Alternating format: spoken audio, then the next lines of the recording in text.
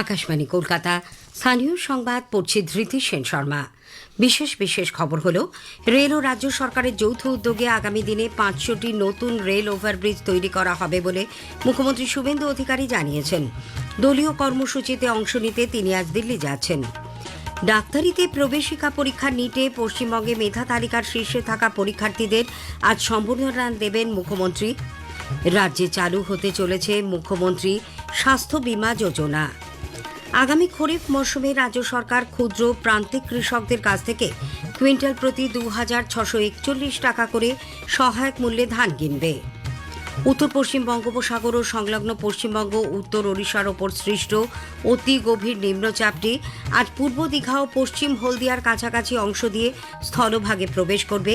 এর জেরে দক্ষিণবঙ্গে ভারী বৃষ্টির পূর্বাভাস। নিম্নচাপের প্রভাবে টানা বৃষ্টিতে বিপর্যস্ত দক্ষিণ 24 পরগনা। আসছে বিস্তারিত খবরে। রেল ও রাজ্য সরকারের যৌথ উদ্যোগে আগামী দিনে 500টি নতুন রেল ওভারব্রিজ তৈরি করা হবে বলে মুখ্যমন্ত্রী শুভেন্দু অধিকারী জানিয়েছেন। তিনি গতকাল শিলিগুড়িতে নবনির্মিত উড়াল পুলের উদ্বোধন করে একথা জানান। এর ফলে একদিকে যেমন যানজট কমবে, তেমনি যোগাযোগ ব্যবস্থাও উন্নত হবে বলে তিনি আশা প্রকাশ করেন। আমরা সরকার আসার পরে 500 আরবি রেল আর পশ্চিমবঙ্গ সরকার মিলে করছে। 50% টাকা রেল দিচ্ছে, 50% আমরা আগে দিয়েছি। এখন তো রেল আমাদের বলেছে 100% টাকা তারা দেবে। নরেন্দ্র মোদীজির নেতৃত্বে ডবল ইঞ্জিনের সুফল আজকে দেখলেন, আগামী দিনে আরো দেখতে থাকুন। পূর্বতন সরকারের গাফিলতির কারণেই বর্ধমান রোডের এই উড়াল পুলটি চালু করতে দেরি হল বলে মুখ্যমন্ত্রী দাবি করেন। এর আগে সিকিমের নামচিতে তিস্তা জলবিদ্যুৎ প্রকল্পের নির্মীয়মান সুড়ঙ্গে বিস্ফোরণে নিহত এ রাজ্যের শ্রমিকদের পরিবারের হাতে আর্থিক সহায়তা তুলে দেন মুখ্যমন্ত্রী। রাজ্য সরকার এই কঠিন সময়ে ক্ষতিগ্রস্ত পরিবারগুলির পাশে রয়েছে বলেও তিনি আশ্বাস দেন। সরকারের তরফে নিহতদের পরিবার পিছু 5 লক্ষ টাকা দেওয়ার কথা ঘোষণা করে মুখ্যমন্ত্রী জানান, তারা মোট 21 লক্ষ টাকা আর্থিক সহায়তা পাচ্ছেন। উল্লেখ্য, 20 জুলাই নামচিতে ওই দুর্ঘটনায় ডুয়ার্স এলাকার 11 জন শ্রমিকের মৃত্যু হয়। দলীয় কর্মসূচিতে অংশ নিতে মুখ্যমন্ত্রী আজ দিল্লি যাচ্ছেন। উত্তরবঙ্গে কর্মসূচি সেরে বাগডোগরা থেকে তিনি দিল্লি পৌঁছবেন বলে প্রশাসনিক সূত্রে জানা গেছে। তৃণমূল কংগ্রেস থেকে বেরিয়ে গিয়ে এনসিপিআই দলে যোগ দেওয়া সুদীপ বন্দ্যোপাধ্যায়, কাকলি ঘোষ দস্তিদার, শতাব্দী রায় সহ 20 জন সাংসদের সঙ্গে আজ দুপুরে বঙ্গভবনে তার বৈঠকের কর্মসূচি রয়েছে। আজই তার কলকাতায় ফেরার কথা। উল্লেখ্য, তৃণমূল কংগ্রেসের প্রতীকে জিতেই সাংসদরা ভিন্ন দলে সামিল হওয়ায় তৃণমূল কংগ্রেসের পক্ষ থেকে অধ্যক্ষ ওম বিড়লার কাছে দলত্যাগ বিরোধী আইনের আওতায় সাংসদ পদ খারিজের দাবি জানানো হয়েছে। ডাক্তারিতে প্রবেশিকা পরীক্ষা নিটে পশ্চিমবঙ্গে মেধা তালিকার শীর্ষে থাকা পরীক্ষার্থীদের আজ সম্বর্ধনা দেবেন মুখ্যমন্ত্রী শুভেন্দু অধিকারী। নবান্ন সভাঘরে ওই অনুষ্ঠানে 100 জন পড়ুয়ার হাতে ল্যাপটপ ও উপহার সামগ্রী মুখ্যমন্ত্রী তুলে দেবেন বলে জানা গেছে। উল্লেখ্য, গত 17 জুলাই নিটের ফল প্রকাশিত হয়। মোট 11,21,000 পরীক্ষার্থী উত্তীর্ণ হয়েছেন। এ রাজ্য থেকে সফল হয়েছেন 52,764 জন। এদিকে নিট আন্দোলনের নামে কলকাতায় গত শুক্রবার বিশৃঙ্খলার ঘটনায় জড়িত থাকার অভিযোগে ধৃত মোট 16 জনকে আজ আবার আদালতে তোলা হবে। এর মধ্যে গতকাল ধৃত ওয়াকার আজম এবং মোহাম্মদ জাভেদ আক্তারকে আদালতে তোলা হলে বিচারক আজ পর্যন্ত পুলিশ হেফাজতে রাখার নির্দেশ দেন। উল্লেখ্য, ঘটনার পরদিন 11 জন, রবিবার 3 এবং গতকাল আরও 2 জনকে পুলিশ গ্রেপ্তার করে। ধৃত 5 জনকে গতকাল ধর্মতলা চত্বরে নিয়ে গিয়ে ঘটনার পুনর্নির্মাণ করে পুলিশ। রাজ্যে চালু হতে চলেছে মুখ্যমন্ত্রী স্বাস্থ্য বীমা যোজনা। স্বাস্থ্য দপ্তর এই প্রকল্পের বিজ্ঞপ্তি জারি করে জানিয়েছে, যারা ইতিমধ্যেই স্বাস্থ্যসাথী প্রকল্পের অন্তর্ভুক্ত কিন্তু আয়ুষ্মান ভারতের নন, তারা এই প্রকল্পের সুবিধে পাবেন। এতে পরিবার পিছু 5 লক্ষ টাকা পর্যন্ত ক্যাশলেস চিকিৎসার সুবিধে দেওয়া হবে। সম্পূর্ণ পরিবার ভিত্তিক প্রকল্পে প্রত্যেক সদস্যকে দেওয়া হবে আলাদা কার্ড।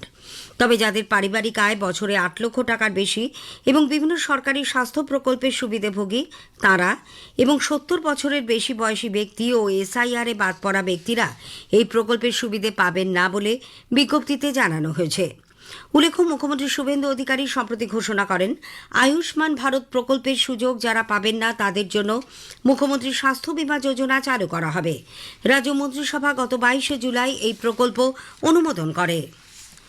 পূর্বতন তৃণমূল কংগ্রেস সরকারের আমলের স্বাস্থ্যসাথী প্রকল্প ও কোভিডের সময় আর্থিক অনিয়মের বহু অভিযোগ সিএজির রিপোর্টে প্রকাশিত হয়েছে বলে স্বাস্থ্যমন্ত্রী শারদ মুখোপাধ্যায় জানিয়েছেন।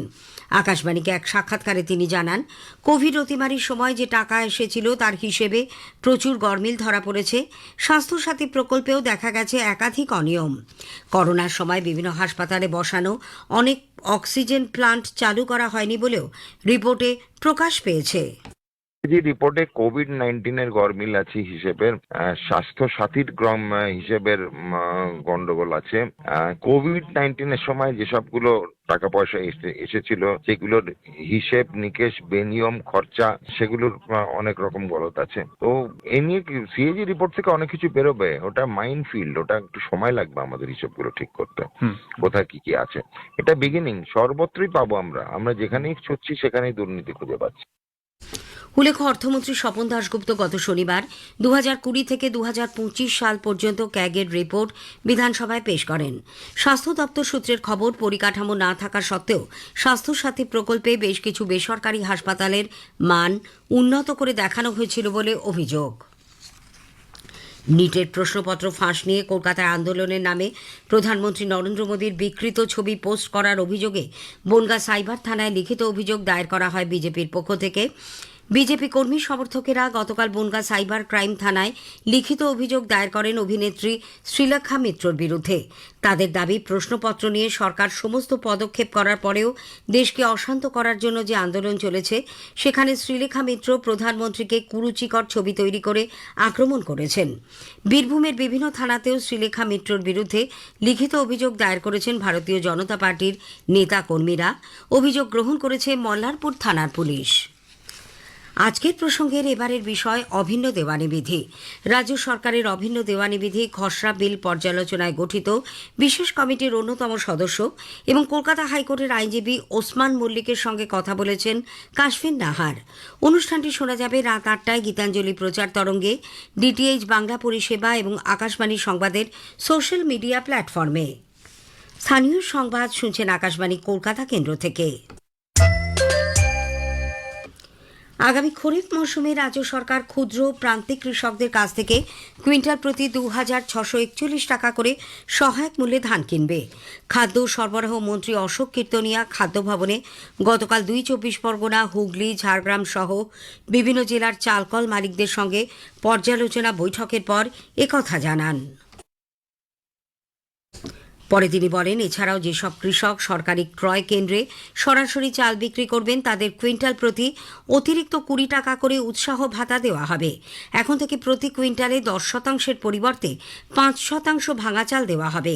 এই চাল দেবে কেন্দ্র সরকার। বিগত সরকারের আমলে কৃষকদের কাছ থেকে সহায়ক মূল্যে ধান কিনে চাল প্রক্রিয়াজাতকরণের ক্ষেত্রে ব্যাপক দুর্নীতি হয়েছে বলেও মন্ত্রী উল্লেখ করেন। এই সময় 70% মধ্যস্বত্বভোগী কেন্দ্র ও রাজ্য সরকারের বরাদ্দ অর্থ নিয়ে গেছে। কৃষকদের সুবিধে দিতে রাজ্য সরকার সব ধরনের পদক্ষেপ গ্রহণ করবে বলেও খাদ্যমন্ত্রী জানিয়েছেন। এসপিআইস আর এইচপি যেটা যে দুটো কার্ড আছে সে দুটোয় 5 কেজি 3 কেজি গ্রাম 2 কেজি রাইস, সেই ক্ষেত্রে অন্তর্দয় যোজনায় হয়তো 7 কেজি করে আগামীতে সে একটা নোটিফিকেশন ইস্যু হবে। যেটা ভাবনা চিন্তা আমাদের মূল উদ্দেশ্য রেশনিং ব্যবস্থাকে দুর্নীতি করা এবং সত্যিকারের যে উপভোক্তা যাদের রেশন দরকার তারা যেন সঠিকভাবে রেশনটা পায়। চাষি যদি সাবলীল হয় তবে রাজ্য ডেভেলপমেন্ট হবে। যে 70% সত্যভোগী মানুষরা বেনিফিটেড নিয়ে চলে গিয়ে আমাদের মূল লক্ষ্য কেন্দ্রীয় সরকারের অর্থ এবং রাজ্য সরকারের যে অর্থ আমরা চাষিদের কাছে পৌঁছে দেব। অন্তোদয় অন্নপূর্ণা যোজনায় এতদিন পরিবার পিছু যে 35 কেজি করে চাল দেওয়া হতো সেটা এখন থেকে মাথা পিছু 7 কেজি করে দেওয়া হবে বলেও মন্ত্রী জানিয়েছেন। উত্তর পশ্চিম বঙ্গোপসাগর এবং সংলগ্ন পশ্চিমবঙ্গ ও উত্তর ওড়িশার ওপর সৃষ্ট অতি গভীর নিম্নচাপটি ধীরে ধীরে পশ্চিম উত্তর পশ্চিমে অগ্রসর হচ্ছে। আজকের মধ্যে সেটির পূর্ব দীঘা এবং পশ্চিম হলদিয়ার কাছাকাছি অংশ দিয়ে স্থলভাগে প্রবেশ করার কথা। এর ফলে দক্ষিণবঙ্গের বেশ কিছু জেলায় আজও ভারী বৃষ্টির পূর্বাভাস দিয়েছে আলিপুর আবহাওয়া দপ্তর। পশ্চিম মেদিনীপুর, ঝাড়গ্রাম, বাঁকুড়া, পুরুলিয়া জেলায় রয়েছে ভারী বৃষ্টির হলুদ সতর্কতা। পূর্ব মেদিনীপুর, দক্ষিণ চব্বিশ পরগনা জেলায় ঝোড়ো হাওয়া সহ বৃষ্টির সম্ভাবনা, তবে আগামীকাল থেকে বৃষ্টির পরিমাণ কমবে। মৎস্যজীবীদের আজ পর্যন্ত সমুদ্রে যেতে নিষেধ করা হয়েছে। এদিকে নিম্নচাপের প্রভাবে টানা বৃষ্টিতে বিপর্যস্ত দক্ষিণ চব্বিশ পরগনা। রবিবার রাত থেকেই জেলার বিভিন্ন প্রান্তে দফায় দফায় ভারী বৃষ্টি চলেছে। নামখানার মৌসুনী গ্রাম পঞ্চায়েতের পয়লাঘড়ি এলাকায় চিনাই নদীর বাঁধের বেড়া ও মান্নার ঘাট সংলগ্ন দুটি জায়গায় ধস নেমেছে। সাগর ব্লক প্রশাসনের পক্ষ থেকে গঙ্গাসাগর সমুদ্র তটে মাইকে প্রচার চালানো হচ্ছে। দুর্যোগের কারণে সুন্দরবনে বেশ কিছু ফেরি পরিষেবাও বন্ধ। একটানা বৃষ্টিতে জলমগ্ন পশ্চিম মেদিনীপুরের কেশিয়ারি ব্লকের বিভিন্ন এলাকা। খড়গপুর কেশিয়ারি রাজ্য সড়ক জলের তলায়। প্রশাসনের পক্ষ থেকে রাস্তায় গাড়ি চলাচল বন্ধ করে দেওয়া হয়েছে। বিংশ শতাব্দীর বাংলা সাহিত্য ও বৌদ্ধ সমাজের প্রথিতযশা পণ্ডিত, দার্শনিক, ধর্মাধার মহাস্থবিরের ১২৫তম জন্মবার্ষিকীতে কলকাতা বিশ্ববিদ্যালয়ের পালি বিভাগ গতকাল এক আলোচনা সভার আয়োজন করে। পালি ভাষার বিভাগীয় প্রধান শাশ্বতী মুৎসুদ্দি সহ বিভিন্ন বক্তা তার অবদান নিয়ে আলোচনা করেন। স্থানীয় সংবাদ শেষ হল। আকাশবাণী খবর পড়ছি প্রিয়া বিশ্বকর্মা। প্রথমে বিশেষ খবর। বিহার ও অসম সরকার নিট ইউজি পরীক্ষায় অনিয়মের অভিযোগে বিক্ষোভ আন্দোলনে অংশগ্রহণকারীদের ওপর থেকে মামলা প্রত্যাহারের সিদ্ধান্ত নিয়েছে। প্রশ্নপত্র ফাঁসের বিরুদ্ধে কঠোর পদক্ষেপ নিতে লোকসভায় গতকাল public examinations prevention of unfair means সংশোধনী বিল ২০২৬ পেশ করেছে সরকার। সরকার খেলনা শিল্পের উন্নয়নে টাস্ক ফোর্স গঠনের কথা ঘোষণা করেছে।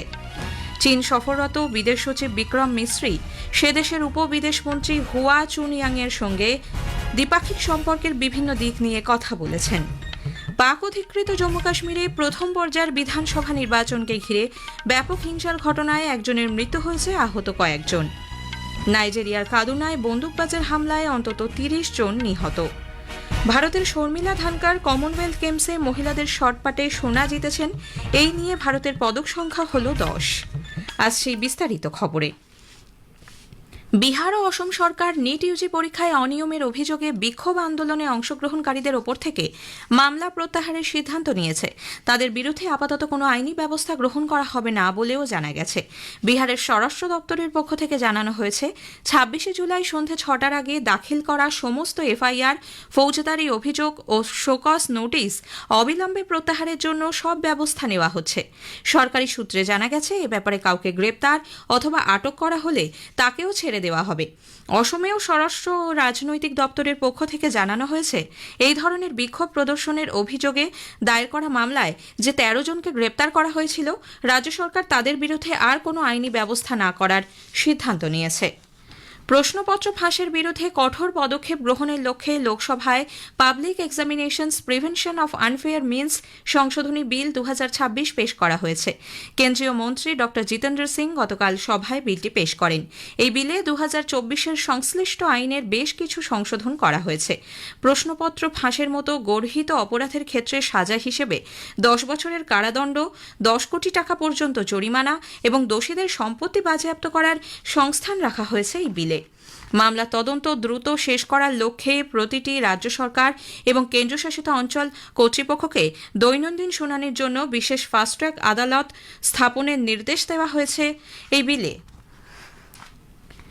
সরকার খেলনা ক্ষেত্রের উন্নয়নে একটি টাস্ক ফোর্স গঠনের কথা ঘোষণা করেছে। কেন্দ্রীয় শিল্প ও বাণিজ্য মন্ত্রী পীয়ূষ গোয়েল গতকাল নতুন দিল্লিতে শিল্প ও অভ্যন্তরীণ বাণিজ্য উন্নয়ন দপ্তর ডিপিআইআইটি আয়োজিত এক বৈঠকে একথা জানান। ২০৩২ সালের মধ্যে ভারত যাতে আন্তর্জাতিক খেলনা বাজারে অন্তত ৫% জায়গা করে নিতে পারে, টাস্ক ফোর্স সে ব্যাপারেও সহায়তা করবে। দেশের খেলনা শিল্পকে আন্তর্জাতিক শৃঙ্খলের সঙ্গে সুসমন্বিত করা, উৎপাদন ক্ষমতা বৃদ্ধি এবং কাজের পরিবেশ উন্নত ও সহজ করার মতো বিষয়গুলির ওপরেও আলোকপাত করবে এই টাস্ক ফোর্স। অনুষ্ঠানে শ্রী গোয়েল বলেন, ভারতে খেলনা শিল্পের উন্নয়নে বিকশিত ভারতের লক্ষ্য অর্জনে দেশের অগ্রগতিকেই প্রতিফলিত করে। অত্যাধুনিক প্রযুক্তি, আন্তর্জাতিক গুণমান, অভ্যন্তরীণ উৎপাদন ব্যবস্থা আরও প্রসারিত করার ওপর মন্ত্রী সংশ্লিষ্ট শিল্পোদ্যোগীদের আহ্বান জানান। ভারতের খেলনার ব্র্যান্ডগুলিকে আন্তর্জাতিক স্তরে স্বীকৃতিদানের লক্ষ্যে উদ্ভাবন, নকশা, গুণগত মানোন্নয়ন এবং দীর্ঘস্থায়ী ব্যবস্থা গ্রহণের ওপরেও জোর দেন তিনি। সংসদ ভবনে আজ সকালে এনডিএ সংসদীয় দলের সাপ্তাহিক সভা মঙ্গল মিলন বসবে। সংসদের অধিবেশন চলাকালীন প্রতি মঙ্গলবার এই সভার আয়োজন করা হয়। এনডিএ জোটের কৌশল স্থির করার লক্ষ্যেই এই বৈঠক। এর আগে গত 21 তারিখের বৈঠকে প্রধানমন্ত্রী নরেন্দ্র মোদী ভবিষ্যতে পরীক্ষার প্রশ্ন ফাঁস রুখতে সমন্বিত পদক্ষেপের আহ্বান জানান। নিট পরীক্ষার প্রশ্ন ফাঁস কাণ্ডের সঙ্গে জড়িতদের কঠোর শাস্তি নিশ্চিত করা হবে বলেও তিনি জানান। কেন্দ্র আগামী মাসের 25 তারিখ থেকে ইনস্টাগ্রামের ওপর নিষেধাজ্ঞা আনতে চলেছে। সমাজ মাধ্যমে প্রকাশিত এই ধরনের খবর সম্পূর্ণ ভুয়ো বলে সরকার স্পষ্ট জানিয়েছে।